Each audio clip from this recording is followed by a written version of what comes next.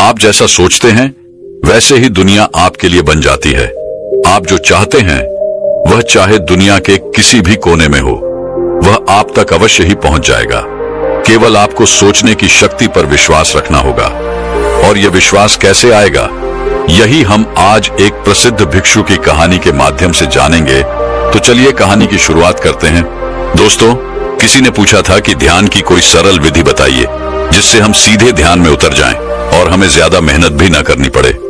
लेकिन मेरा आप लोगों से एक सवाल है, आपको क्या लगता है इस दुनिया में कोई भी कार्य करने के लिए क्या हमें मेहनत करने की कोई आवश्यकता नहीं है? क्या बिना कुछ किए ही कोई भी कार्य पूरा किया जा सकता है? और आपको ऐसा क्यों लगता है कि ध्यान इतना मुश्किल कार्य है? क्या आप उसे कर ही नहीं पाते? और अगर आप सोचते हैं तो जरूर मुश्किल ही होगा। इसीलिए तो आप इसको करने के लिए, ध्यान में उतरने के लिए आसान विद्या ढूंढते रहते हैं, जिसमें आपको कुछ करना भी ना पड़े और सब कुछ स्वयं आराम से हो जाए। लेकिन ऐसा नहीं होता, कुछ तो आपको करना ही पड़ेगा। बिना कुछ करे तो कुछ नहीं होता।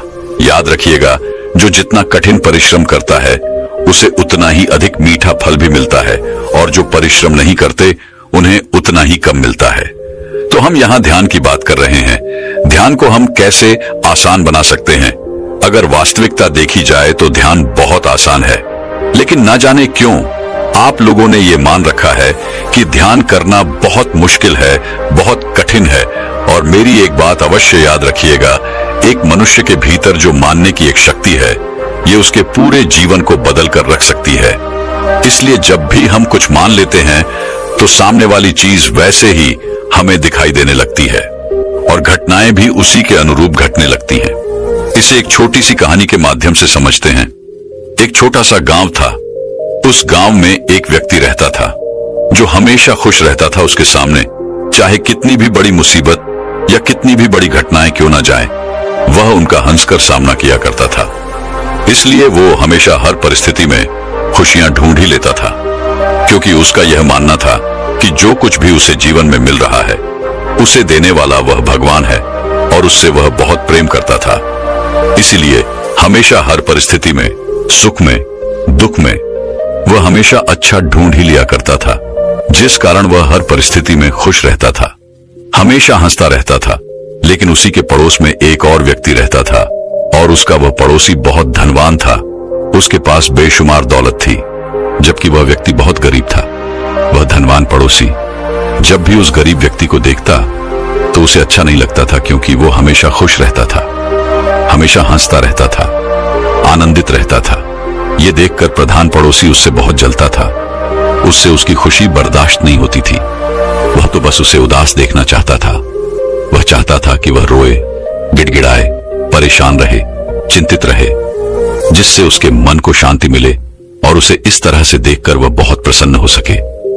वह यह चाहता था कि उसका वह गरीब पड़ोसी ये मान ले कि सारी खुशियां धन से ही मिलती हैं। इसलिए एक दिन पड़ोसी उस गरीब आदमी के पास पहुंचा और उसे कहने लगा, मित्र, इस रास्ते में एक औरत रहती है जो रोज सुबह टोकरी लेकर निकलती है। जब भी औरत मेरे सामने आती है तो मेरा पूरा दिन बेकार हो जाता है, मेरा पूरा दिन बर्बाद हो जाता है। वह बहुत मनहूस है, इसलिए जब भी वह तुम्हारे सामने आए तो अपनी नजर चुरा लेना, अन्यथा तुम्हारा दिन भी पूरी तरह से बर्बाद हो जाएगा और तुम दिन भर परेशान रहोगे, चिंतित रहोगे। तुम्हारे साथ कुछ न कुछ अनहोनी घटती ही रहेगी। इतना कहकर वह धनवान पड़ोसी वहां से चला गया। लेकिन उस गरीब व्यक्ति ने उस धनवान व्यक्ति की बातों पर बिल्कुल ध्यान नहीं दिया। अगले दिन वह धनवान व्यक्ति एक बार फिर उस गरीब व्यक्ति के पास आया और एक बार फिर से उसने उस औरत के बारे में वही सारी बातें कही। ऐसा ही करीबन उसने एक सप्ताह तक किया।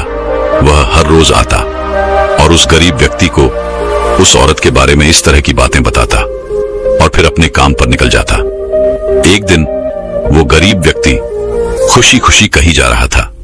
तभी रास्ते में उसे वो टोकरी वाली औरत नजर आ गई और ठीक उसी समय पर उसे उस समय बात भी याद आ गई कि यह औरत मनहूस है। जो भी इसका चेहरा देख लेता है उसका पूरा दिन बर्बाद हो जाता है। उसके साथ कुछ ना कुछ अनहोनी घटती ही रहती है। वह यह सोचता हुआ आगे जा ही रहा था कि तभी अचानक उसके पैरों में एक कांटा चुभ गया। अब ऐसा नहीं है कि उसे पहली बार कांटा चुभा था। जब भी उसे कांटा चुभता तो ईश्वर का धन्यवाद करके आगे की ओर बढ़ जाता था। वह हमेशा यही कहता था कि हे ईश्वर, आपका बहुत बहुत धन्यवाद, आपने मुझे बचा लिया, अन्यथा इससे कुछ बड़ा हो सकता था। लेकिन आज जब उसके पैरों में कांटा चुभा तो उसने सोचा शायद वह धनवान व्यक्ति सही कहता है। यह औरत मनहूस है, जो भी इसका मुंह देख लेता है उसका पूरा दिन बर्बाद हो जाता है। उसके साथ कुछ ना कुछ अनहोनी घटने लग जाती है। अब से जब भी वह गरीब व्यक्ति कहीं जा रहा होता है तब तक वह टोकरी वाली औरत उसके सामने आ जाया करती। हालांकि वह उसके सामने पहले भी आया करती होगी, लेकिन तब उसका ध्यान उस पर नहीं जाता था। लेकिन अब उसका पूरा ध्यान केवल उसी पर था। जब भी वो उसके सामने आती तो उसे वो दुख के पल याद आने लगते, जब उसका मुख देखने के कारण उसे कुछ दुख मिला हो। और इसी तरह वो उन दुखों के छड़ों को इकट्ठा करता चला गया और उन दुखों के लिए वह हमेशा उस औरत को जिम्मेदार मानने लगा, उसे कोसने लगा। और इसी प्रकार धीरे धीरे उसके मन की जो खुशियां थी वह क्षीण होती चली गई। वह हमेशा दुखी रहने लगा था, परेशान रहने लगा था। अब उसके साथ कुछ भी अच्छा नहीं होता था। वह छोटी से छोटी चीजों में भी दुख ढूंढ ही लेता था। ऐसा ही कई दिनों तक चला और अब वह उस औरत से बहुत परेशान हो चुका था। वह उसे किसी तरह से भी छुटकारा पाना चाहता था। एक दिन वह अपने मार्ग में आगे जा रहा था कि तभी उसके सामने वह औरत आ गई। उसे देखते ही उसका पैर फिसल गया और वह पास ही के एक गड्ढे में जा गिरा। जैसे तैसे उसने खुद को वहां से निकाला और वो वापस अपने घर पहुंचा और मन ही मन वो उस औरत से छुटकारा पाने के लिए तरह तरह के तरीके ढूंढ रहा था। उसे उस औरत पर बहुत गुस्सा आ रहा था और तभी उसके मन में ख्याल आया कि क्यों ना मैं इस औरत को हमेशा हमेशा के लिए खत्म कर दूं। ना तो यह औरत रहेगी और ना मेरे साथ यह अनहोनियां होंगी, ना मुझे इस तरह से परेशान रहना होगा। देखते ही देखते रात्रि का समय हो चुका था। इन्हीं विचारों के साथ वह उस रात उसे हमेशा हमेशा के लिए खत्म करने के लिए निकल पड़ा। वह तेजी से आगे बढ़ रहा था कि तभी वह अचानक एक व्यक्ति से टकरा गया। वह व्यक्ति और कोई नहीं बल्कि उसका गुरु था। वह गुरु अपने उस शिष्य को देखकर यह समझ चुके थे कि यह बहुत परेशान है और किसी न किसी चिंता में है। तभी वह अपने शिष्य से कहते हैं, इतनी रात को कहां जा रहे हो? इस पर उनका शिष्य कहता है, हे गुरुवर, मैं उस टोकरी वाली औरत से बहुत परेशान हो चुका हूं और अब तो मैं उसे रास्ते से हटाकर ही दम लूंगा। उसने मेरा पूरा जीवन बर्बाद कर दिया है। हर रोज मेरे साथ कुछ ना कुछ अनहोनी होती रहती है। अब मैं उसे नहीं छोड़ूंगा। उसे तो मैं उसकी अंजाम तक पहुंचाकर ही दम लूंगा। तभी उन गुरुवर ने उस व्यक्ति के हाथों में हथियार देखा और उसे कहने लगे, अच्छा तो तुम उसकी हत्या करने जा रहे हो? इस पर वह गरीब व्यक्ति कहता है, हे गुरुवार, उसने मेरे सुखी जीवन में आग लगा दी है। मेरा जीवन पूरी तरह से बर्बाद हो चुका है। हर रोज मेरे साथ कुछ ना कुछ अनहोनी घट जाती है। मैं हर रोज केवल यही प्रयास करता हूं कि वो मुझे मार्ग में न मिले, लेकिन वो हर रोज मेरी मार्ग के बीच में आ ही जाती है। उसके कारण मेरा पूरा जीवन नर्क बन चुका है। इसी कारण मैं बहुत परेशान हो चुका हूं। इसीलिए मैंने ये तय किया है कि अब मैं उसे नहीं छोड़ूंगा। मैं तो उसे अपने मार्ग से हटाकर ही दम लूंगा। इस पर वह गुरु मुस्कुराने लगे और उस व्यक्ति से कहते हैं, इसके लिए तुम्हें उसकी हत्या करने की कोई आवश्यकता नहीं है। मैं तुम्हें एक मार्ग दिखाता हूं, तुम उस पर चलो, तुम्हारा सब कुछ फिर से अच्छा होने लगेगा। इस पर वह व्यक्ति कहता है, हे गुरु बताइए, वह कौन सा मार्ग है? मुझे क्या करना होगा? तभी वह गुरुवर कहते हैं, इसी मार्ग पर एक और औरत रहती है और मैंने उसके बारे में बहुत कुछ सुना है। मैंने यह भी सुना है कि जो कोई भी उसकी शक्ल देख लेता है उसका पूरा दिन बहुत अच्छा बीतता है, उसके साथ सब कुछ अच्छा होता है। वो बहुत भाग्यशाली है। जो भी उसके दर्शन कर लेता है उसके जीवन में आने वाले दुख आधे हो जाते हैं। इसलिए जब भी तुम इस मार्ग से निकला करो तो उस औरत के दर्शन अवश्य किया करो। तुम्हारे जीवन के सारे दुख देखते ही देखते खत्म हो जाएंगे। इतना कहकर वह गुरु अपने मार्ग में आगे की ओर बढ़ चले। उस व्यक्ति को अपने गुरु की बात पर पूरा यकीन था, इसलिए वो वापस अपने घर की ओर लौट गया। अब से जब भी वह किसी कार्य के लिए उस मार्ग से होकर गुजरता था तो वह उस औरत के दर्शन अवश्य करता था।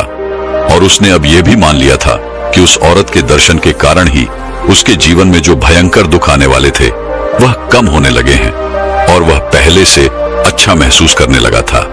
वह पहले से खुश महसूस करने लगा था, क्योंकि वह हर रोज उस औरत को देखकर वहां से निकल जाता और उसके साथ सब कुछ अच्छा हो जाता। उसे इस बात का विश्वास हो चुका था कि अब उसके साथ कुछ भी गलत नहीं होगा, उसके साथ सब कुछ अब अच्छा ही होगा। यदि उसके साथ कुछ भी गलत होता था तो वो यही सोचता था कि शायद मेरा इससे भी बड़ा अहित होने वाला था, लेकिन उस औरत के दर्शन के कारण मैं बच गया।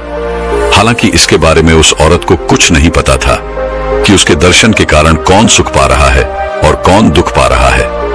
तो दोस्तों, हम यहां पर बात कर रहे थे मान लेने की। ध्यान में मान लेना एक बहुत बड़ी भूमिका निभाता है।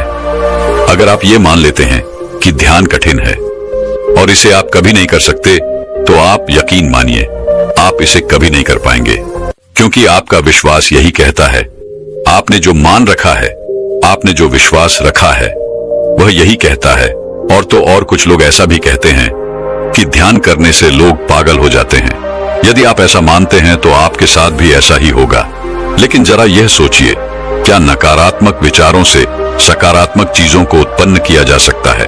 क्या नकारात्मक विचारों से सकारात्मक विचारों का निर्माण किया जा सकता है? नहीं।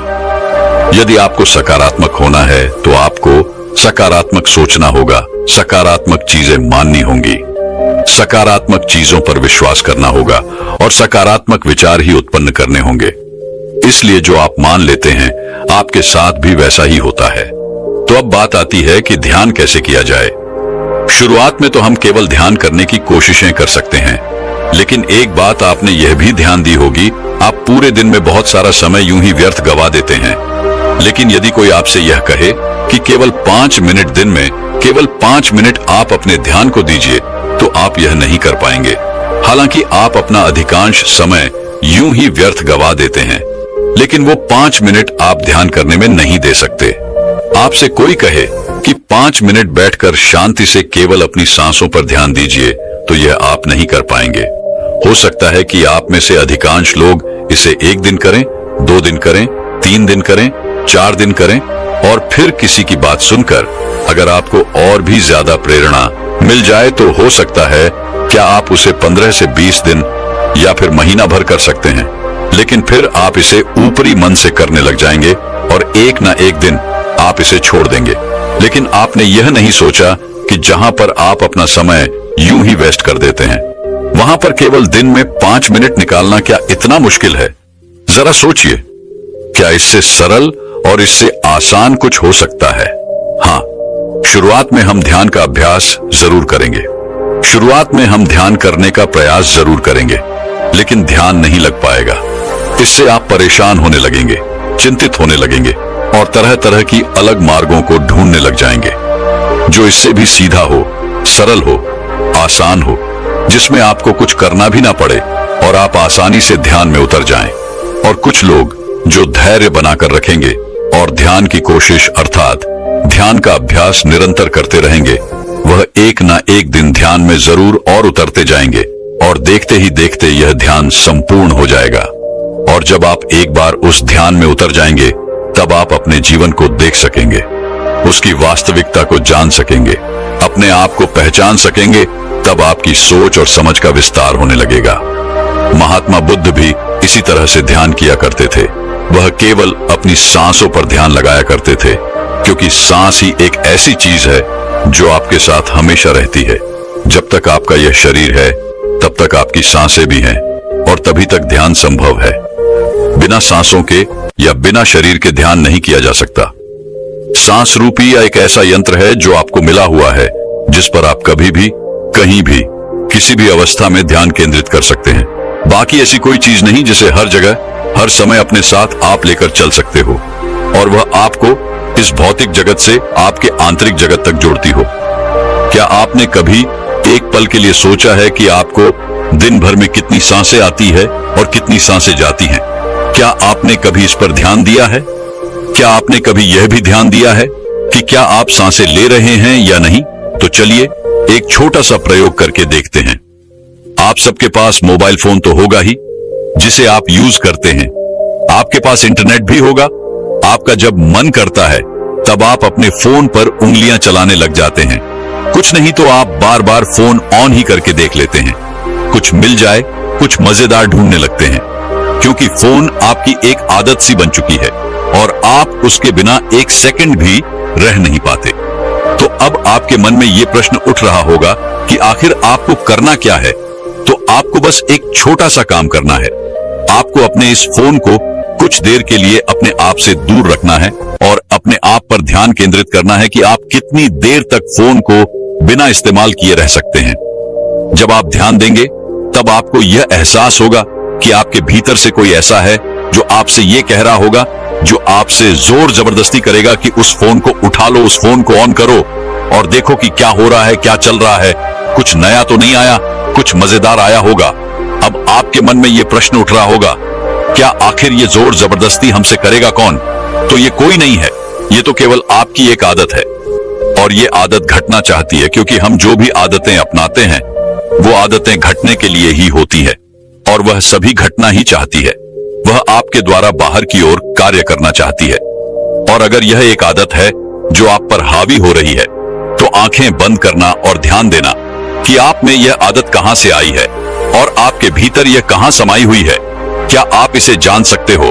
क्या आप इसे पहचान सकते हो? क्या आप इस पर नियंत्रण पा सकते हो? अगर हां तो कैसे?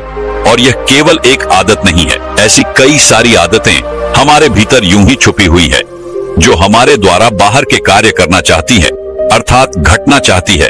और इन्हीं आदतों के कारण हमारा निर्माण होता है। यही आदतें हमारा निर्माण कर रही हैं और वो भी बिना हमारी अनुमति के। क्या आपने इस बारे में कभी सोचा था? ऐसे ही जीवन की छोटी छोटी बातों में आप ध्यान को केंद्रित कर सकते हैं, उसमें अपने आप को ढूंढ सकते हैं, समझ सकते हैं, पहचान सकते हैं, उनकी वास्तविकता और सत्यता को देख सकते हैं। हो सकता है यह प्रयोग आप में से कई लोगों को समझ में आया हो और ना भी समझ में आया हो। यदि आपको समझ में आया तो आप मुझे कमेंट में जरूर बताइएगा, और यदि आपको यह प्रयोग नहीं समझ में आया तो भी आप मुझे कमेंट में बता सकते हैं। कर्तव्यनिष्ठ इंसान बनने के लिए केवल एक ही विचार को बार बार सोचकर कैसे सफलता प्राप्त की जा सकती है, इसी विषय पर हम अगली कहानी आपको सुनाएंगे। तो चलिए कहानी की शुरुआत करते हैं। दोस्तों, पूरे राजमहल में पायल की झंकार गूंज रही थी। मंत्री, सेनापति और अन्य सभी सभासद नशे में पूरी तरह से डूबे हुए थे। यहां तक कि सम्राट भी पूरी तरह से मदहोश हो चुके थे। भोग विलास का यह दृश्य देखकर गुरुवर को बहुत तकलीफ हुई।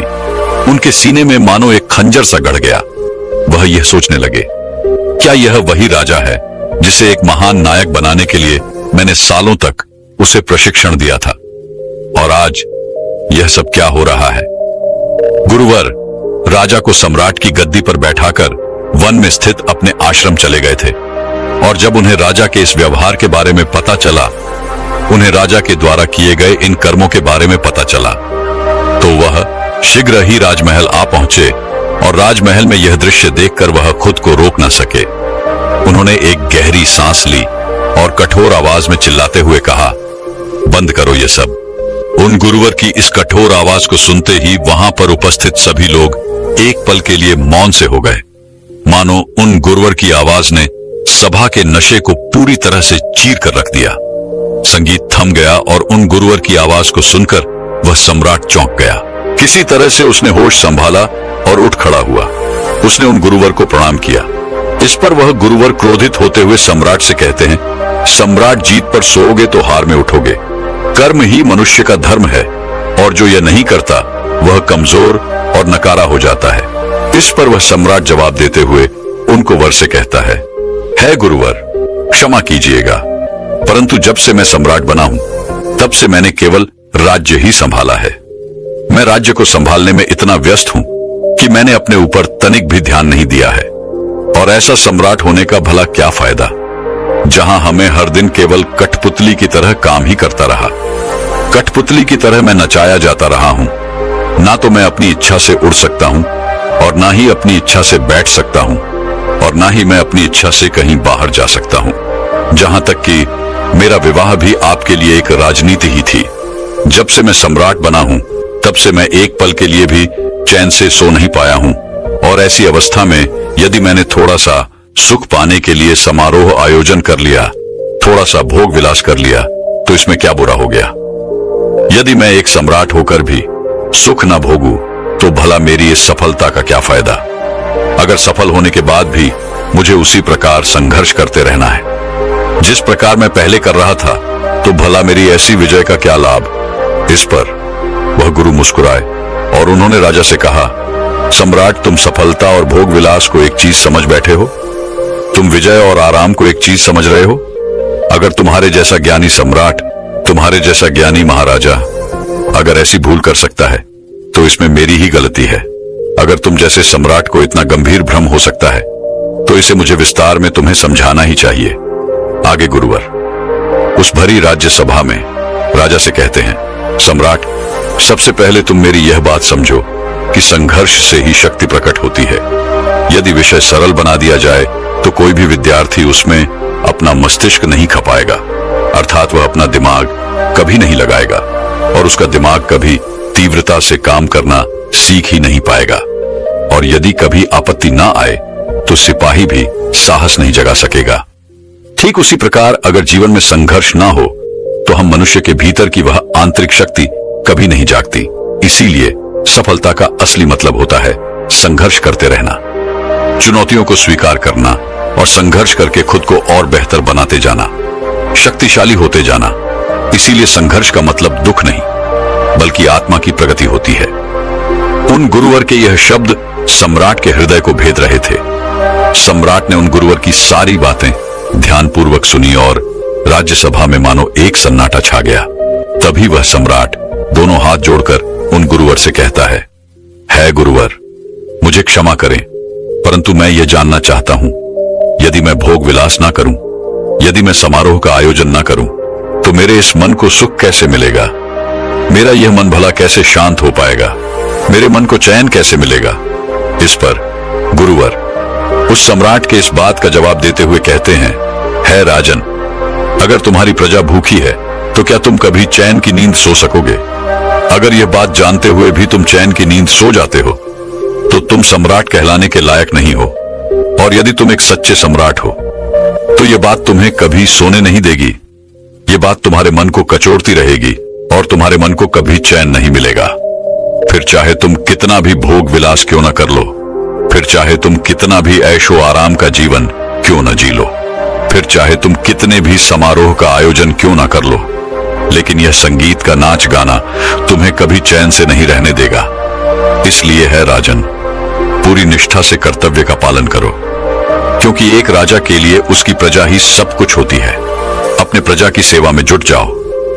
अपना कर्तव्य पूरा करने के लिए दिन रात संघर्ष करो। संघर्ष से ही तुम्हारी आत्मा की शक्ति जागृत होगी। आत्मा की शक्ति से ही तुम मन को साथ पाओगे, मन को नियंत्रित कर पाओगे। और एक बार यदि तुम मन पर नियंत्रण साथ लोगे तो तुम गहरे आनंद का अनुभव कर पाओगे, जो इस तुच्छ शारीरिक सुख से कहीं ज्यादा अधिक गहरा है। और केवल तभी तुम्हें यह भी नजर आने लगेगा कि जिस संघर्ष को तुम कष्ट समझ रहे थे वह तो उन्नति की सीढ़ियां हैं, जिसे चढ़कर ही तुम उन्नति पा सकते हो। और यही सीढ़ियां चढ़कर तुम अपनी आत्मा को और प्रबल भी बना सकते हो। इसलिए है राजन, सफलता का असली मतलब सुख नहीं, बल्कि कर्तव्य पालन और निष्ठा है। गुरुवर की यह सारी बातें सुनकर सम्राट के आंखों से पर्दा हट चुका था। वह उन गुरुवर की हर एक बात को अच्छी तरह से समझ चुका था। सम्राट पहले से ही बहुत ज्ञानी था, बस वह रास्ता भटक चुका था।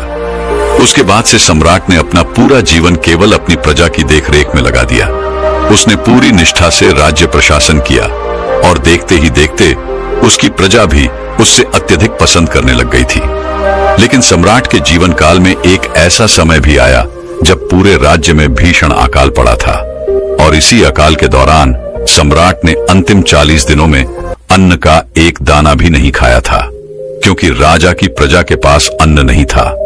ऐसे में राजा भला भोजन कैसे ग्रहण कर सकता है। और 40 दिनों की लगातार अथक प्रयासों के बाद, मुश्किलों और संघर्षों के बाद सम्राट ने प्राण त्याग दिए। दोस्तों, यह कहानी बहुत छोटी सी है, लेकिन हमें बहुत कुछ सिखाती है। आपने देखा होगा कि आजकल हम तरह तरह की संगीत सुनते हैं, मूवीज देखते हैं, तो हमें लगता है कि सफलता का असली अर्थ यही है, पैसा कमाओ और फिर जिंदगी में आराम करो, महंगी महंगी गाड़ियों में बैठो, महंगी कपड़े पहनो। लेकिन आप ये नहीं समझ पा रहे कि इससे आपको कितना नुकसान हो रहा है, क्योंकि यदि आप सफलता को आराम मान बैठे हो तो आपको कभी मेहनत करने का मन ही नहीं होगा, क्योंकि सफलता तो केवल नाम के लिए है, किंतु आप अपने मन के भीतर से तो केवल आराम ही आराम चाहते हैं। और देखते ही देखते हमारा अंतर्मन इस आराम के लक्ष्य को अपना भी लेता है। और यही कारण है कि हम में से अधिकांश से लोगों का काम में मन नहीं लग पाता, क्योंकि हम भीतर ही मन से आराम चाहते हैं, उस काम से छुटकारा चाहते हैं। और ऐसी अवस्था में यदि आपने सफलता पा भी ली तो उस सफलता में भला क्या अंतर आ जाएगा। इंसान की यात्रा मूलाधार से चेतना या शरीर से प्रकाश की है। इसलिए कभी संघर्ष से भागे मत, क्योंकि आत्मा को ऊपर उठाने के लिए, उसे मजबूत बनाने के लिए लगातार संघर्ष करते रहना चाहिए, ताकि आप अपने भीतर बैठे हुए उस डर, उस कमजोरी से लड़ सके, उसे हरा सके और उसे अपने भीतर से निकाल सके।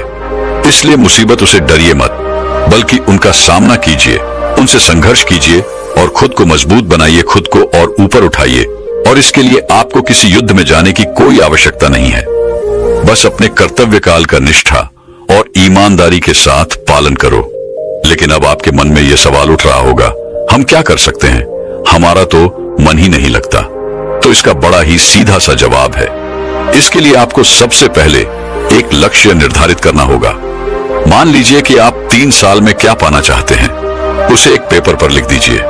अगले 3 साल में आपका लक्ष्य क्या है, यह आपको पहले जानना होगा। और फिर उस लक्ष्य को पाने से आपके जीवन पर क्या प्रभाव पड़ेगा, आपके परिवार पर क्या प्रभाव पड़ेगा। जो भी 3 साल का आपका लक्ष्य बनेगा, इस समय केवल वही आपका उद्देश्य है।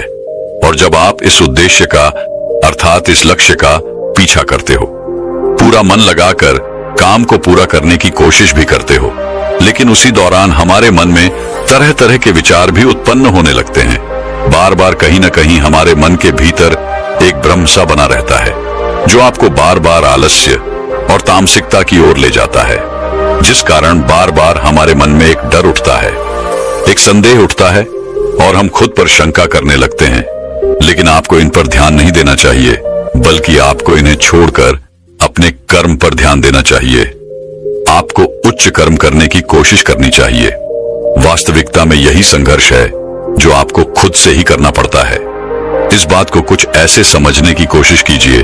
मान लीजिए आपके भीतर 2 प्रकार के मस्तिष्क हैं, एक उच्चतम और दूसरा न्यूनतम, और दोनों ही आप पर नियंत्रण पाना चाहते हैं। उन दोनों के बीच में लगातार एक खींचातानी चलती रहती है, जिसके बारे में हमें पता नहीं होता। लेकिन जब हम जागरूक होते हैं, हम यह अच्छी तरह समझ पाते हैं और हम उन दोनों पर नियंत्रण साधने में सफलता भी प्राप्त कर लेते हैं। और इसे ही संघर्ष कहा जाता है, क्योंकि यह लड़ाई हमें भीतर की ओर लड़नी है। हमारा दुश्मन यहाँ पर और कोई नहीं बल्कि हम खुद ही हैं, और यहाँ पर हमारा मित्र भी कोई और नहीं बल्कि हम खुद ही हैं। यदि आप भी अपने जीवन में तरक्की पाना चाहते हैं, तो तरक्की पाने के लिए इस नियम को समझने की आवश्यकता है कि बड़ी जिम्मेदारियां केवल उस व्यक्ति को ही मिलती है जो अपना किरदार अच्छी तरह से निभाता है। अर्थात यदि आप अच्छे से अपना कार्य कर रहे हैं, तो अवश्य ही आपको और भी अच्छे काम मिलेंगे, आपको उन्नति मिलेगी। किंतु यदि आप अपने काम में आनाकानी कर रहे हैं, आप अपने काम को टाल रहे हैं, तो ऐसे में भला आपको कोई भी कार्य क्यों सौंपेगा। यह दुनिया संघर्ष पर ही टिकी हुई है और यह दुनिया का एक अडिग नियम है। इसलिए सफलता का असली मतलब संघर्ष खत्म हो जाना नहीं है, बल्कि संघर्ष का सामना करते हुए समझदारी से निडर होकर और शक्तिशाली बनते जाना है। जीतना ही सफलता है। इसलिए अपनी काबिलियत पर ध्यान दीजिए और अपने काम को पूरी निष्ठा और कर्तव्य के साथ पूरा कीजिए। लेकिन अब यहाँ पर अधिकांशतः लोग यह सवाल करेंगे कि मेरे जीवन में तरह तरह की तकलीफें, मेरे पास अच्छे साधन नहीं है, या फिर मेरे जीवन में बहुत सारी कठिनाइयां हैं। यदि आप इस तरह से सोचेंगे तो आप कभी भी संघर्ष की यह लड़ाई जीत नहीं पाएंगे, बल्कि आपको इस तरह से सोचना चाहिए कि मैं यह कार्य करने के लिए पूरी तरह से सक्षम हूं, मैं इस संघर्ष को संभालने के लिए पूरी तरह से काबिल हूं। जैसे ही आप अपने आप से यह कहेंगी, वैसे ही आपके मन में से एक जवाब आएगा, नहीं अभी आप काबिल नहीं हैं। और ठीक उसी वक्त आपको खुद से एक बार फिर यह पूछना है, क्या कोई इससे भी छोटी परेशानी है जिसे मैं संभालने के काबिल हूं। और उस वक्त आपके भीतर से जवाब आएगा, हाँ, मैं इस समस्या का समाधान कर सकता हूं। और जैसे ही आपके भीतर से यह जवाब आए, आप उस समस्या के समाधान में पूरी तरह से जुट जाइए। जैसे हम में से अधिकांश लोग अपनी नौकरी के लिए जगह जगह घूमते फिरते हैं। किसी को अपना घर छोड़कर कहीं और जाकर नौकरी करनी पड़ती है, तो किसी को अपना घर परिवार ले जाकर कहीं और पर रहना पड़ता है। ऐसी अवस्था में आप अपने आप से पूछ सकते हैं, मैं क्या नियंत्रित कर सकता हूं?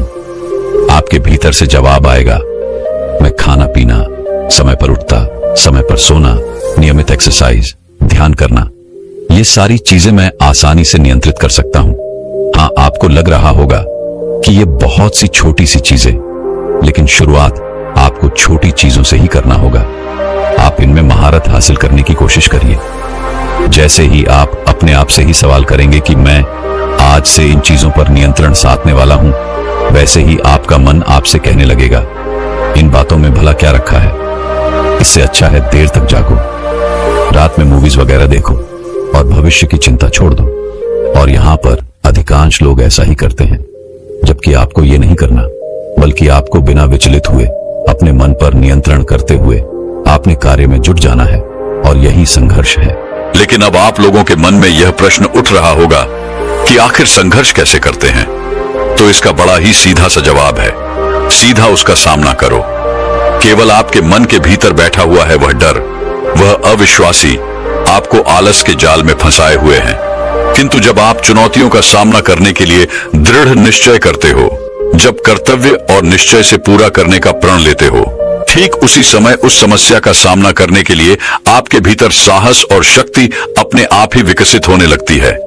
लेकिन इसका मतलब यह नहीं कि यदि आप एक चुनौती जीत गए तो आप आराम से बैठ जाइए, बल्कि आपको आगे बढ़ते रहना है, खुद को और बेहतर बनाते रहना है।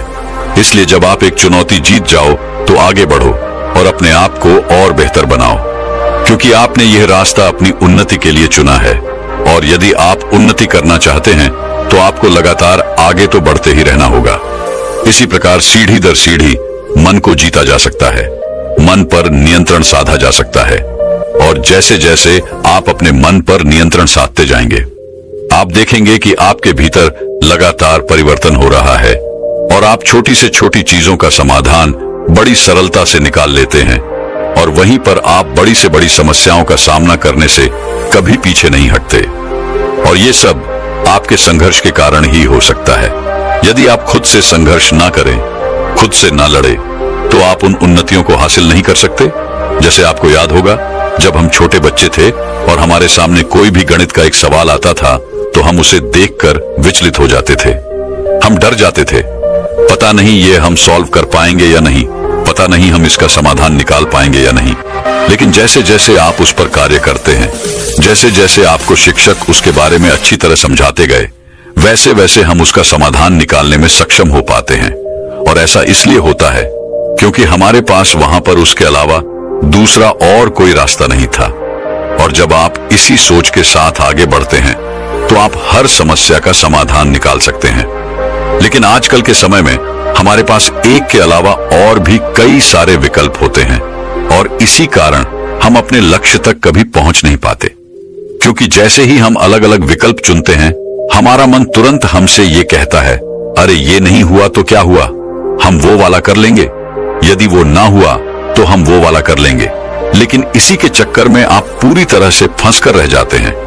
ना तो आप अपना पहला लक्ष्य पूरा कर पाते हैं और ना ही दूसरा और ना ही तीसरा, और यह कड़ी इसी प्रकार चलती रहती है।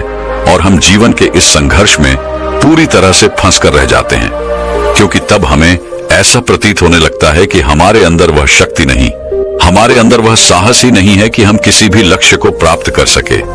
किंतु यदि आप अपने जीवन में केवल एक लक्ष्य रखते हैं और एक ही विकल्प रखते हैं कि मुझे इस लक्ष्य को किसी भी हालत में हासिल करना है, तो आप खुद ब खुद उस लक्ष्य को हासिल करने के लिए तैयार हो जाएंगे। आपके भीतर वो शक्ति, वो साहस उत्पन्न होने लगेगा और आप देखते ही देखते उस लक्ष्य की ओर तेजी से आगे बढ़ने लगेंगे। और एक समय ऐसा भी आएगा जब आप उस लक्ष्य को बड़ी सरलता और आसानी से हासिल भी कर लेंगे।